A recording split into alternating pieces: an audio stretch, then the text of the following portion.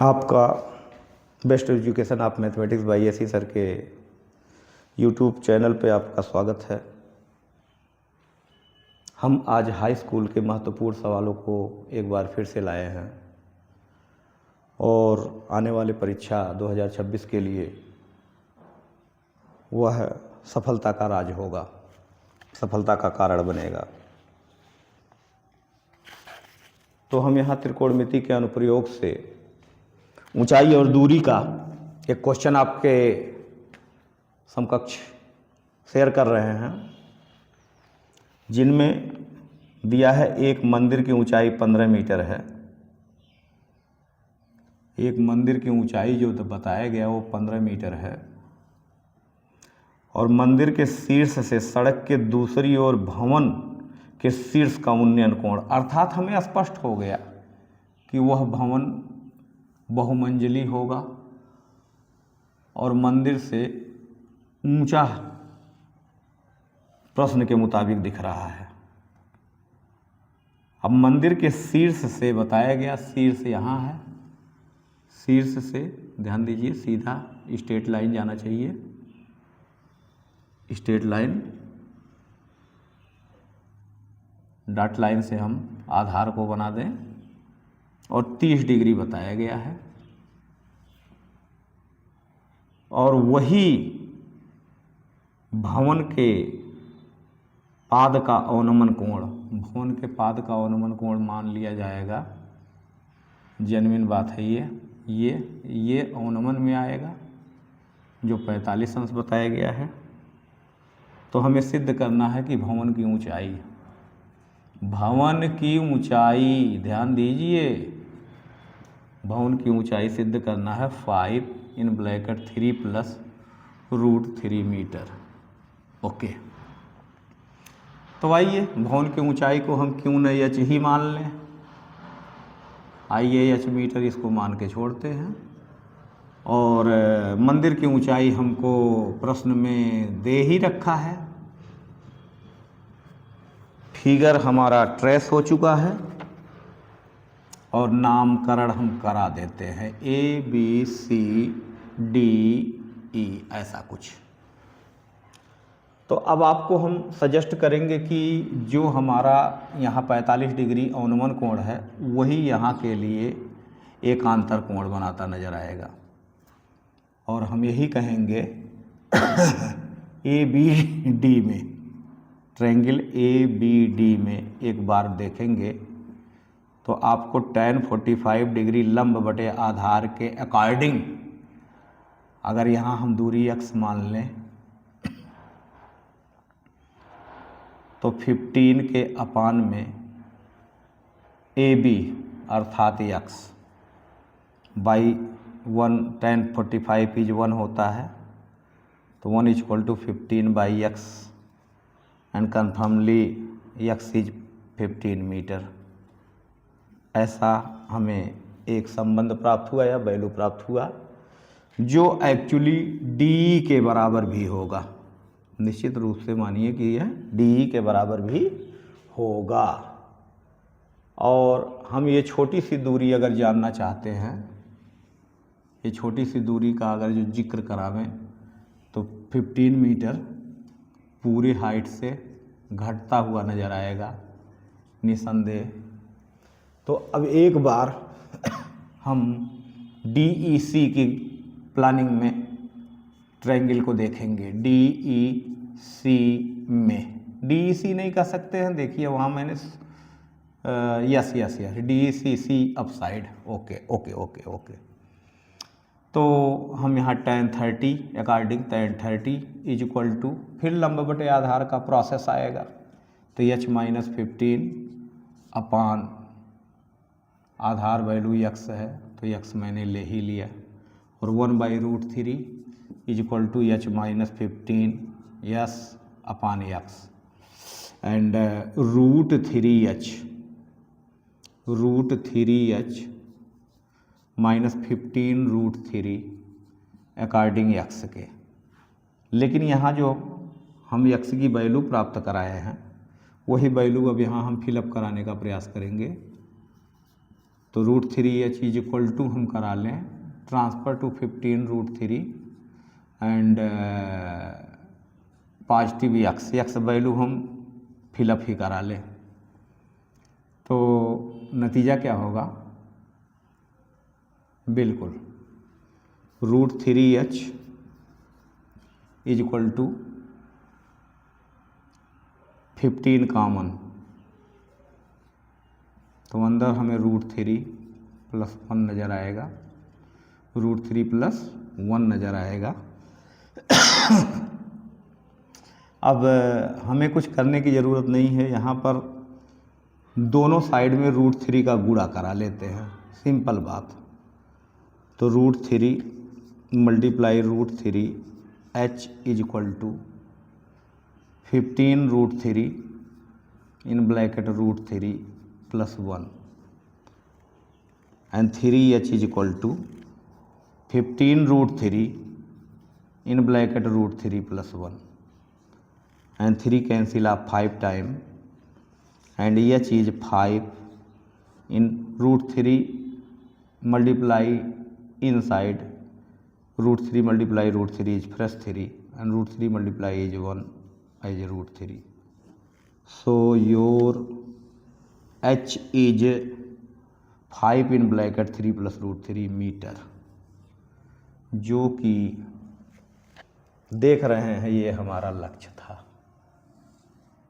तो बड़े आसानी से आपका सवाल सिद्ध होता हुआ नज़र आया, इस पे कोई संदेह नहीं है। और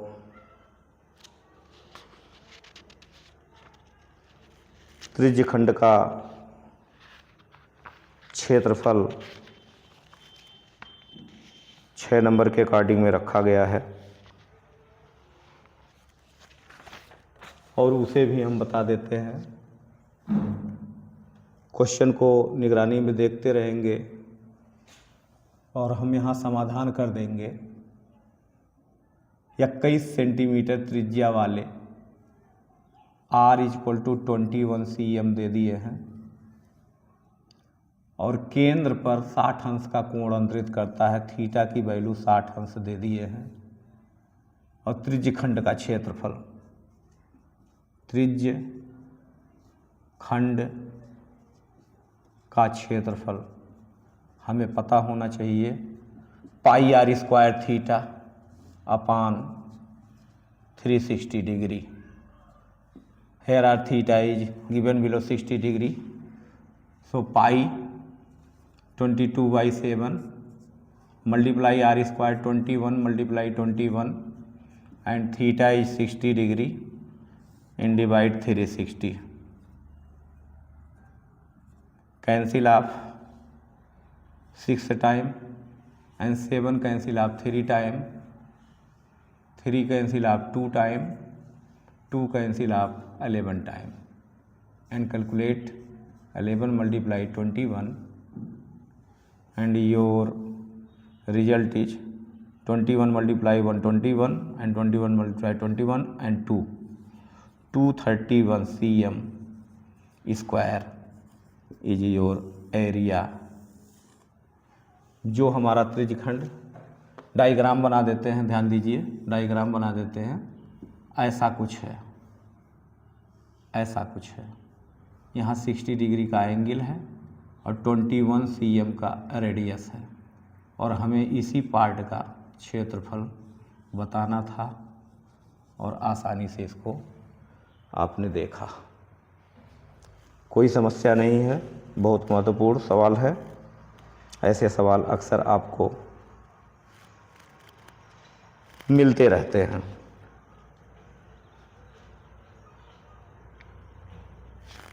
फिर इसी क्रम में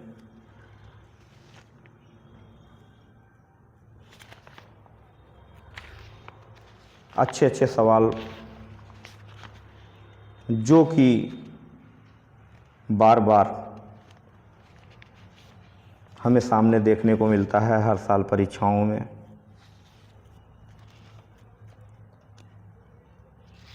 और उन्हीं सवालों का हम संग्रह आपके सामने प्रस्तुत करते हैं। एक 6 नंबर में प्यारा सा सवाल है जो ट्रिग्नोमेट्री से लिया गया है और उसका हम समाधान करने का पूरा और समझाने का प्रयास करते हैं और हम उम्मीद करते हैं कि अच्छी तरीके से आपको समझ में आ रहा होगा। कोई भी एक्सटर्नल चीज़ इसमें नहीं है, सब बिल्कुल स्थिति बेहतर आपको दिखाई देगी। क्वेश्चन है कोसेक ए माइनस में साइन ए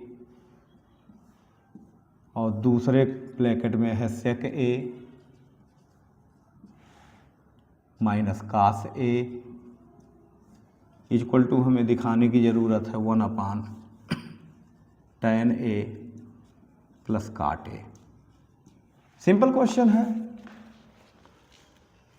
सबसे पहला वर्क कोसेक को साइन में कन्वर्ट करें और सेक को कास में कन्वर्ट करें तो 1/sin minus sine LCM sine 1 minus sine square A निश्चित रूप से बनेगा बाई 1 को लेकर। और ऐसा ही वर्क आप इसके साथ भी कर लीजिए 1/cos ए माइनस कास ए है, ये एलसीएम भी cos A and 1 minus cos square A करा लीजिए इसके साथ।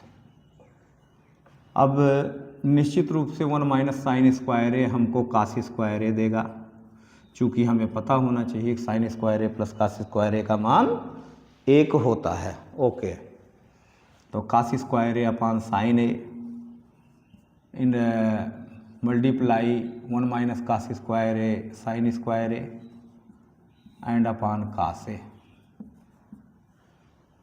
And sine square A sine A cancel cos square A cos A cancel and balance only on sine A into cos A. Okay, लेकिन हमारा लक्ष्य कुछ और है, तो ऐसे में sine A upon cos A by 1 करा लें, बाई 1, लेकिन इसे समीकरण नंबर 1 मानकर छोड़ दीजिए, क्योंकि एक्स्ट्रा मेमोरी लगेगी उसमें जो मैं समझाने जाऊंगा। ये आपका LHS था, बाद में मैं उसको रिपीट भी कर दूंगा। अब आप RHS को उठाएंगे और RHS में दिखाई दे रहा है 1/tan ए प्लस काट ए, जो 1/sin ए अपान कास ए और प्लस कास ए अपान साइन ए के लिए रेडी होगा। एलसीएम में आप कास ए इंटू साइन ए को लेंगे, कास कैंसिल होकर साइन स्क्वायर ए और सेम कास स्क्वायर ए और कास से साइन ए अप साइड में जाएगा तो sine A into cos A in divide sine square A plus cos square A is 1 and finally sine A into cos A. Equation second from equation second and first is LHS is equal to RHS। तो हम एक सवाल को अच्छे से निकाल चुके हैं, प्राप्त कर चुके हैं। तो इस प्रकार के क्रम में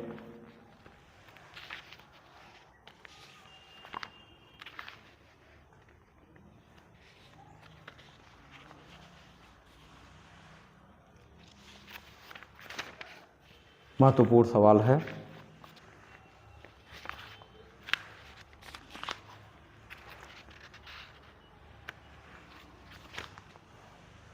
और सवालों के इसी क्रम में हम आगे एक छोटा सा जो लघुत्तरी के प्रश्न के संग्रह में से है और अक्सर इसे घुमाया जाता है, ध्यान दीजिए, घुमाया जाता है। cot 2a is equal to tan a minus 22,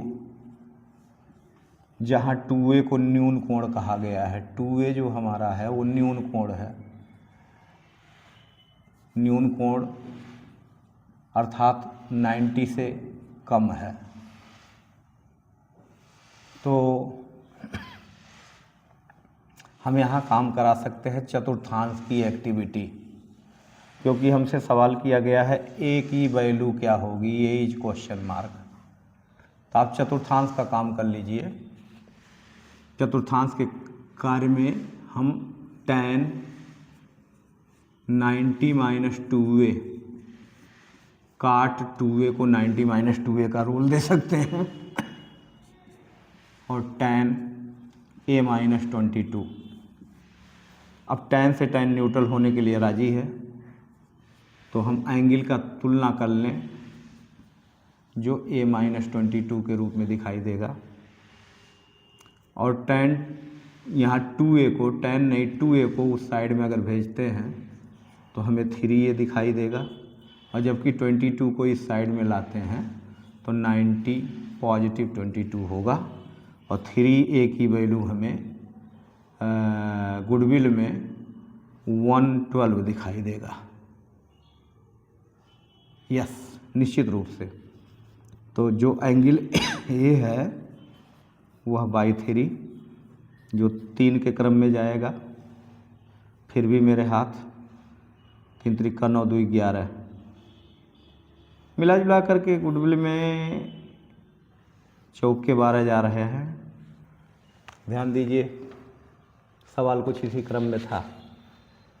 बिल्कुल ए का मान ज्ञात करना है। 112/3 पर छोड़ दें, चाहे दशमलव में ले जाएं, दोनों बातें सही साबित होंगी। भिन्नात्मक में ले जा सकते हैं। तो इस क्रम में आज हम सवालों को जो बताए, मैं आशा करता हूँ, उम्मीद करता हूँ कि आपके मार्गदर्शन में, सफलता में ये भूमिका अदा करेंगे सारे प्रश्न।